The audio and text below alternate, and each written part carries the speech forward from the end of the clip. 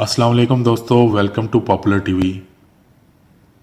बहैसियत कौम हमारा भी यह अहद बनता है कि जिन किताबों के बस्ते खून में तर हुए, जिस कलम को जालिम ने तोड़ने की कोशिश की और उस फूलों के शहर में जो फूल मसले गए, हम न कभी भूले थे उनको, न कभी भूले हैं और न कभी भूलेंगे।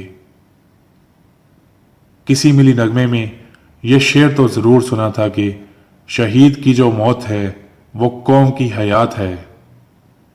अगर किसी ने इसका अमली मुजाहिरा देखना है तो आज एपीएस में उन वालदैन से मिलकर देखें।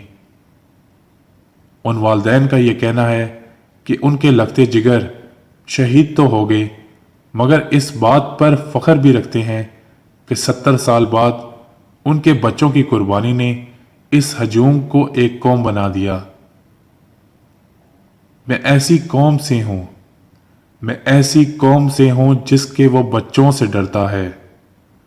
बड़ा दुश्मन बना फिरता है जो बच्चों से लड़ता है। 16 दिसंबर की सुबह क़यामत सुगरा का मंजर था, पर इस कौम की बहादुरी और बहादुर अफवाज का मुकाबला कोई भी शैतानी कुव्वत नहीं कर सकती। 16 दिसंबर को तकरीबन 9 से ज़ायद दहशतगर्द एपीएस में दाखिल हुए, जिसके 4 दरवाजे थे। 3 दरवाज़ों पर उन्होंने अपनी पोजीशन ली। एक दरवाज़ा खुला छोड़ा ताकि बच्चे जब वहां से भागना चाहें तो उनको शहीद कर सके। सबसे ज़्यादा शहादतें वहां ही हुई। ऑडिटोरियम में एक टीचर को जिंदा जला दिया गया और बच्चों को डराया गया। उन्होंने ऑडिटोरियम में फर्स्ट एड की क्लास में उस वक्त हमला किया जब वहां सबसे ज्यादा बच्चे मौजूद थे। एपीएस के पास ही QRF लगती थी, क्विक रिएक्शन फोर्स। वो आवाजें सुनने के बाद फौरन डिप्लॉय हुए। एक हमारी फौज का जवान बगैर तैयारी के भागता हुआ आया और दीवार पलांग के अंदर आ गया और उसने फायरिंग शुरू कर दी। दहशतगर्द समझे कि पूरी फौज आ गई है, हालांकि उस वक्त वो सिर्फ एक जवान था। उसकी वजह से वो ऑडिटोरियम से निकलकर एडमिनिस्ट्रेटिव ब्लॉक की तरफ गए, जिधर उन्होंने लोगों को यरगमाल बनाया, वरना और देर हो सकती थी और नुकसान हो सकता था अगर वो और देर वहां ही रहते। उसके बाद वहां पर हमारी अफवाज और एसएसजी कमांडोज लड़े और उनको वासले जहन्नम किया। हमारे अफसर जिन्होंने उस वक्त दहशतगर्दों को बाहर निकाला, उनका बयान है कि मैं चाहता हूं कि ये दोबारा जिंदा हों और मैं इनको बार बार मार कर वासले जहन्नम करूं जिन्होंने मासूम बच्चों को शहीद किया। हम सब पाकिस्तानियों की तरफ से उस बहादुर सिपाही को, जिसने अकेले दाखिल होकर गोलियों की बौछार करके दहशतगर्दों पर वो लर्जा तारी किया कि दहशतगर्द ये समझे कि पूरी फौज आ गई है, उस फौजी जवान को और उस ऑपरेशन में शामिल तमाम फौजी सिपाहियों को हम सलाम पेश करते हैं। हम सलाम पेश करते हैं।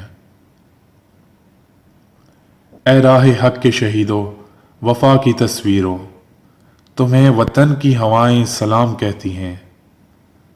चले जो होगे शहादत का जाम पीकर तुम, रसूल पाक ने बाहों में ले लिया होगा। अली तुम्हारी शुजाअत पे झूमते होंगे, हुसैन पाक ने इरशाद ये किया होगा। तुम्हें खुदा की रज़ाएं सलाम कहती हैं।